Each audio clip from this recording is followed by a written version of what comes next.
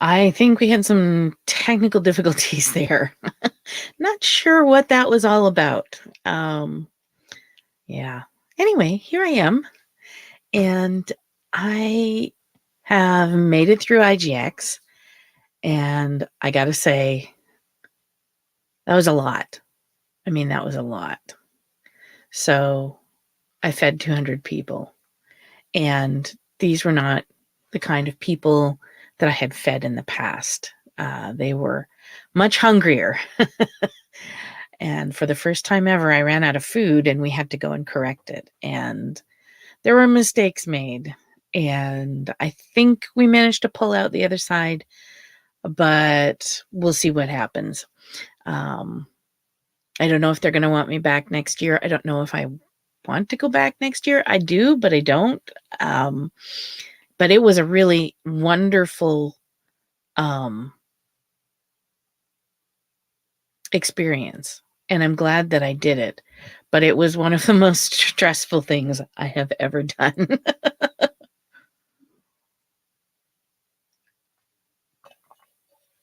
Oh, however, that once it was over was much more pleasant. And I moved into going to the fort at number 4, which is up in Claremont, New Hampshire. And if you haven't been there, I highly recommend going. It's not expensive to get in, and it's not a high energy kind of place. It's not like going to Sturbridge Village where there's things going on everywhere and you're kind of it's very chill and very relaxed. You can get up close and personal. It's not so busy that you can't talk to the reenactors who are there.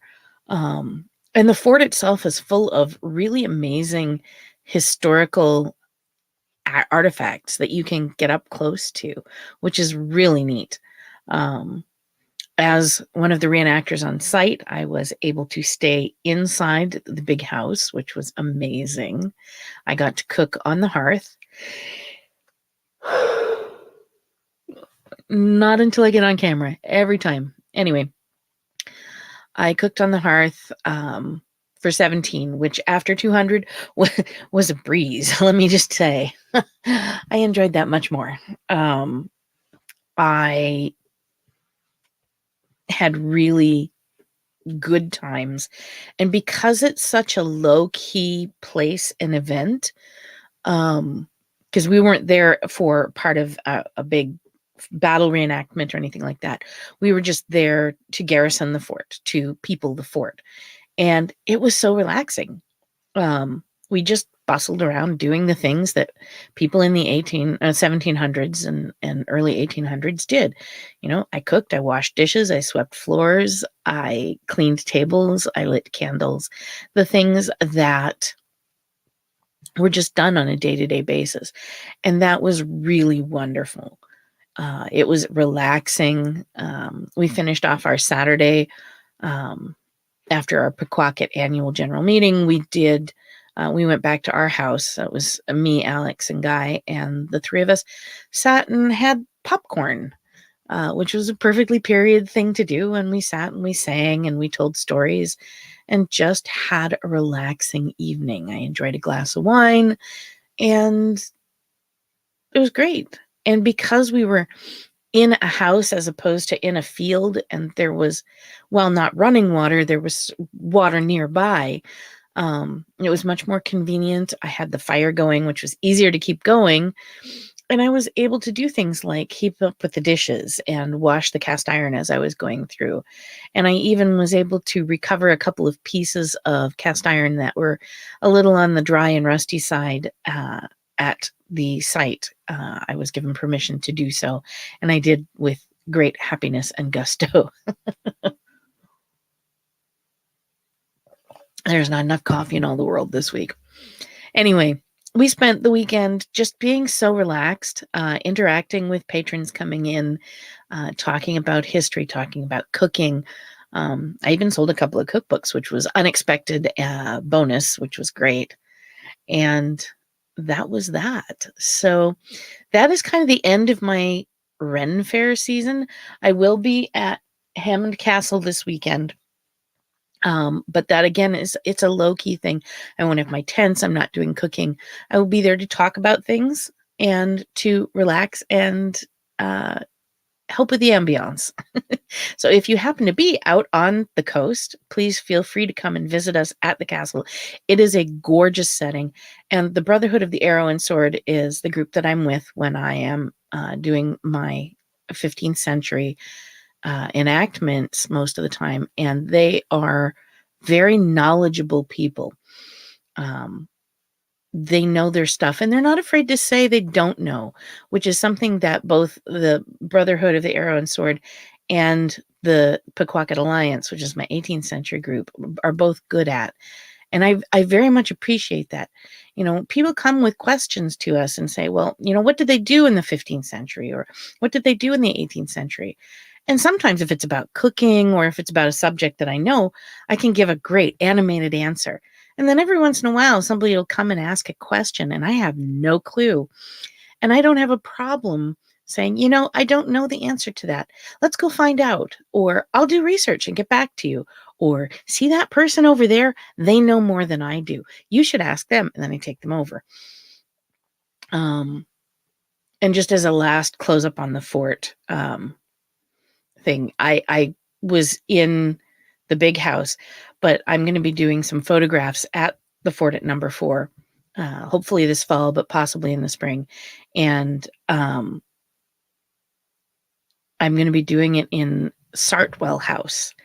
And Sartwell House has a kitchen, work area, simples room that has the same sort of feel to me that Claire's little dungeon room in the beginning of Outlander has.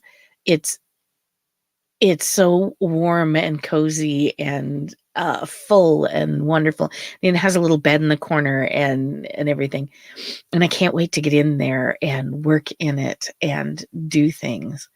I love bringing history to life, and when I do that, it brings me joy as well.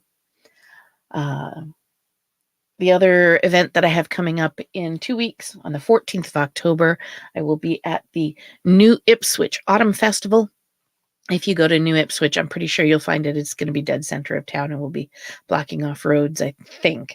I'm not sure how they do it. This is my first time. But I will be selling all of my books there. So hopefully you will be there and be able to see them. And I am doing an 18th century cooking demo. All right. Preptober. For some people who are doing National Novel Writing Month or NaNoWriMo, we participate in something that we call Preptober, or preparations in October for writing our novels. Some people like to just sit down and write, and I used to be like that. I will say this is not everybody's.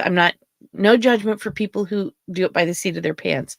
But as I have become a more serious author, as I have made this my career as well as my day job, as well as my joy, I find that I need the preparation more.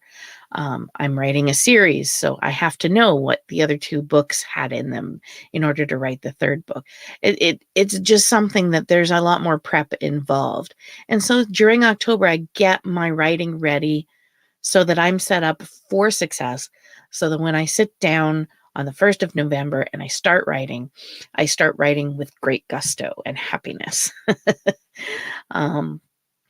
And even for people who are pantsers or writing by the seat of your pants, you can use October as a prep time, just to make sure, is your writing area set up? You know, do you know where you're going to be doing your writing? I have a desk that I'm sitting at in my little alcove here, but you know, not everybody has a desk. Is the place where you're going to write conducive to writing? Do you have all of the tools that you need? Do you have a thesaurus? Do you have a dictionary on hand? I mean, if you have a computer, yes, you have those things, but sometimes you don't want to interrupt the flow on the screen. I like having a paper copy beside me. Do you have a book to take notes in? Do you have, ooh, excuse me, Music. I actually plan out music to invigorate me while I'm writing. So I have all that planned out. And nowadays, as I said, I'm doing a lot more planning. So I am doing a fantasy novel, sort of a D&D style novel this year. And so I am writing and creating the world, not the story itself, but I'm making the characters. What do they look like? What's their goal in life? The things that don't get written into the novel, but that inform the novel. And all of that stuff is getting done in the background. I used to use Noveler, which is Novlr, and I actually stopped doing so because they started not doing it free during November, and I can't afford it. Just quite honestly, I didn't want to.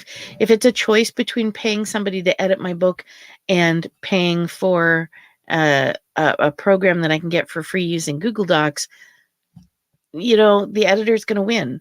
But what I did find was Reedsy, which is Reedsy. It's an online editing tool, and you can use it to find editors, marketers. I think you can even find designers and things like that. They have publicists, they have ghostwriters, they have web designers, and they all come with like a rating, so you can see, who's used them before. Are they popular? Do they know what they're doing? But beyond that, it has a little writing tool in it. And the little writing tool has gotten improved in the past year. Last year, it was kind of like Noveler used to be, where you could do your different chapters and move them around and stuff, which is not as useful for a fantasy novel. But let me tell you, when you're doing cookbooks, it's nice to be able to go, I really shouldn't have put breakfasts after dinners. And you can just pick it and drop it where it belongs. But this year, they have added in new tools to allow you to create characters and put in photos. And it's just background stuff. It's not in the book itself. So when you export the book at the end of NaNoWriMo, or when you're done editing, all that stuff is just background. It doesn't interfere with the book itself. And I can't tell you how useful it's been. I've been throwing maps in there. I've been throwing basic plotline stuff that I want to get into. And I always have a host of things to beat writer's block, writing prompts, ideas, pictures, things like that. And I'm throwing all of them in there as well, so I don't have to go off to somewhere else and open another window or another program, which might distract me. And so now it's all in Reedsy, and I'm loving it.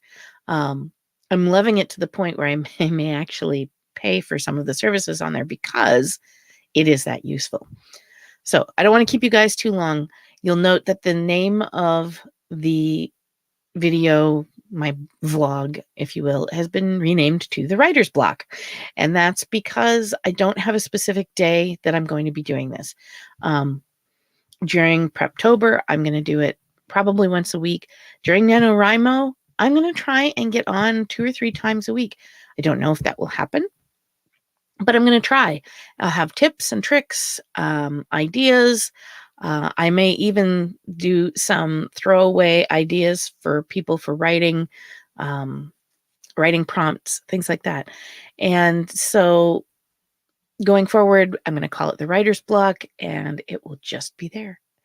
So have yourselves a great week. Hopefully I'll see you next week. And let me know what your NaNoWriMo project is. I would love you to write along with me. I will do some online write-ins if people would like to join me. I am not official to NaNoWriMo in that I don't work for them. But I've participated, I think, 7 or 8 times now, and I've won quite a few times. So I guess that means I'm doing something right. Have a great week, guys, and enjoy your time.